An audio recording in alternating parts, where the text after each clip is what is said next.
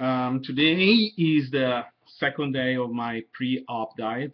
I don't gonna spend time uh, to talk to you about the sleeve gastrectomy because there are so many information around. So, um, tell me, I'm gonna tell you a little bit my story. I'm 44, and my actual weight is 993 kilograms, probably around 205 pounds. And I'm not super obese, but I have some comorbidities, and I feel very bad in my body, and this is happened and for almost my most of my life. So I wanna the scope of this vlog of this video is to tell to the people that you don't need to be 300 pounds, 400 pounds to feel bad in your body or to have problems. Sometimes even 200 pounds, 220 is more than enough to feel strange in your body, a stranger. That is the reason because probably I have some criticism about my choice to go through, something big like a surgery, but I have no chance. I did everything possible in my life to try to solve this problem, and I failed all the time. I lost and gained probably 3,000 pounds in the last 30 years, and I'm still here. I'm not happy. I feel very bad. I'm tired most of the day. I'm I have problem with my knees. I have high cholesterol. I have high triglycerides. I have reflux, very strong reflux, and I have sleep apnea. I have all, most of the common problems linked to be overweight or obese. My body, my index, my body, my BMI is around 30, 33, I think, not super bad.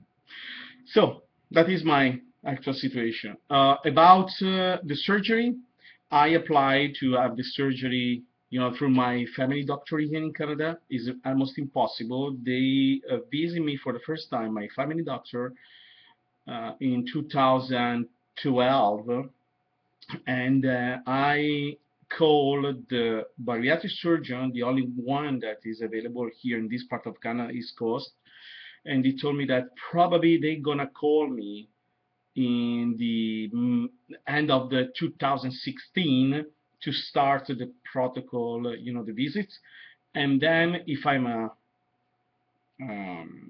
approved, I should wait another year. That means the first approach to the surgery through the health system care here in Canada happened in 2012. Probably if I go through this process, I will have the surgery in 2017.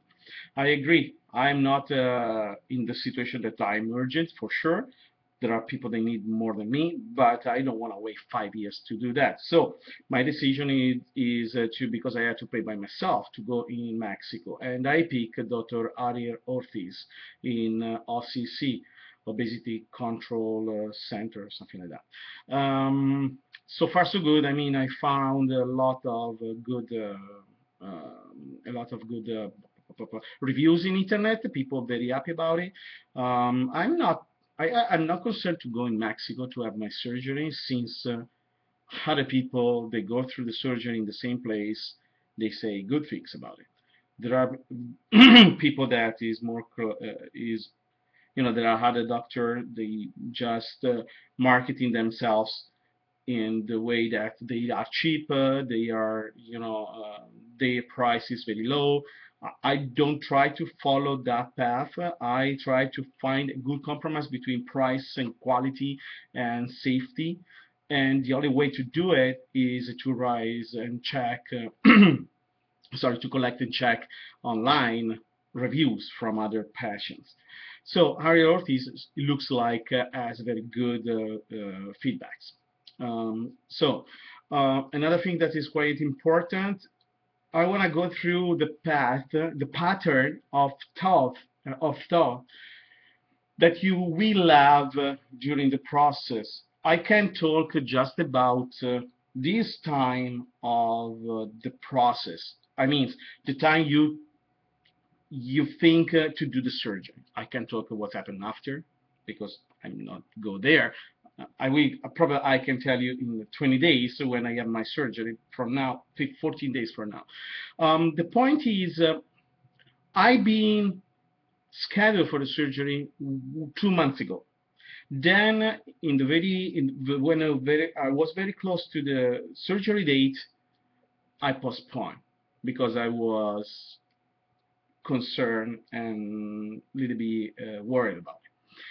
And immediately in the days after my cancellation, I was thinking that it was one of the worst decisions in my life to postpone the surgery because the feeling that I had immediately, the feeling that I had before when I picked the date and I decided to do the surgery, I was very euphoric. I already thinking about my life after the surgery. Then my thought, they started to, you know, I'm starting to read just the bad things about the surgery. In the beginning, I read most of, my attention was focused on the good things. Then when I say, okay, it's time to do the surgery, I book the surgery, I started to read just the bad things about it, like problems after the surgery with eating, with drinking, or a complication after the surgery, or other problems related to the surgery. And then it put me, after 5 or 6 days of the pre-op diet, I'm starting to be very concerned about the decision. And I said, okay, and I need some help to take the final decision and go through the surgery. So I take a blood exams. I took a blood exams to see. I want to see if my triglyceride and cholesterol they gone very bad. So that is a good excuse to go through the surgery anyway. So I did my blood exams. A couple of days after I got the results, and then I booked an appointment with the doctor, and I I was with the doctor, and the doctor told me, "Oh, you don't have a very bad blood exams. Yeah, your cholesterol is high, your triglyceride is high, other parameters are fine, but as a doctor, I don't see the utility. I don't suggest you to go through something big like that, like a sleeve gastrectomy, to solve these small problems. You can leave what he told you, what he actually told me is with these parameters you are risk at a very serious heart problems like 6%. That is not too bad at all. So he suggests me to give up with this decision. Then I back home, and yeah, I decided to give up, and I sent an email to the doctor, and I told him I'm fine to lose, to lost my deposit, but I don't want to go through the surgery. And yeah, so in the first couple of days, I was very strong because I going through, the pre-op diet. I was very well with the pre-op diet, and I was happy about it. And then I said, okay, I can keep going with my pre-op diet, even if I don't have the surgery. If I go in this way, I'm fine. I can lose 40, 20 pounds, like, people, they have the vertical sleeve gastrectomy already. And actually, after a couple of days, I increase a little bit of food because obviously I can't live just in the pre-op liquid diet. So I increase the food, I'm increasing. In just 4 days, I gained 5 kilograms that I lost in the first 5 days of pre-op diet, and then it was like a ramp, like the yo-yo problems. So I started eating so much that I never feel in that way in my life. It looks like there are two parts of me, two sides. One side is try to sabotage me because I keep, hitting, and another side they want to fight this behavior, but I can't because I'm not able to do it. So after a week of my first pre-op diet, I started to eat without any control for the first time in my life. I already had I was in control for all my life. I never excess too much. That is the reason because I'm 210 and not 400 pounds. But so the question is the quality of the food, the quantity of the food, the way I eat is really bad. Is really bad. It can be worse for sure, but as is really bad. So after a week, I really started to think that my decision to give up with the surgery was a really bad decision. So I back uh, to talk with another doctor, and I talked with him, and they said it was another doctor. I talked with him. I said I have these problems, and I would like to go through the sleeve gastrectomy. And he told me that the sleeve gastrectomy is a really good surgery in terms of long-term result, risk, other stuff.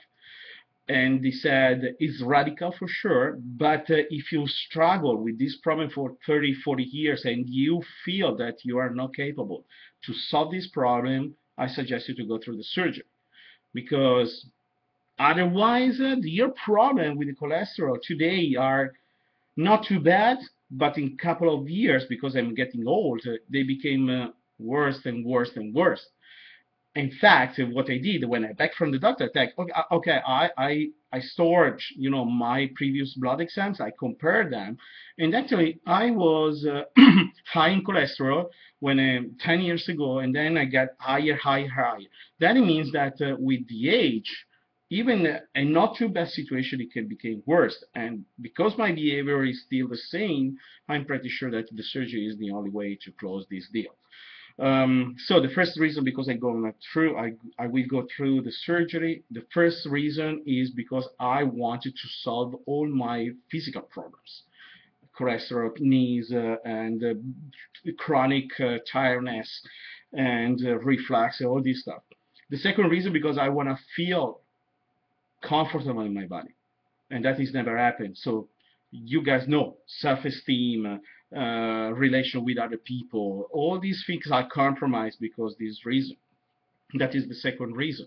And the third reason is because I want to believe that my future, sorry, is better than now, than my past. I don't want to think about past and future, but obviously, if I had to see my life in the past, is always focused on the relationship with food. And I'm tired about it. It looks like the food control me and not me control the food. And this is unacceptable. I have to stop here. Okay, so that is my introduction. Second day is our pre-op diet. Obviously, three premier by myself. I took it for me. Three premiers, Costco protein shakes. I do these exercise is incentive spirometer. They suggest me to do it. I do 10 inhale, exhale every hour. And what else? I take multivitamins. I supplements all the other stuff. I have no problem to deal with the liquid diet because this is a good thing. Is a good insight that I can give you. When you eat, you need to eat, and you feel that you have to eat continuously. But if you don't eat, I don't know why you are not so hungry like where you eat. It was unbelievable for me, but I already experienced this in the first pre-op diet that I did for 7 days.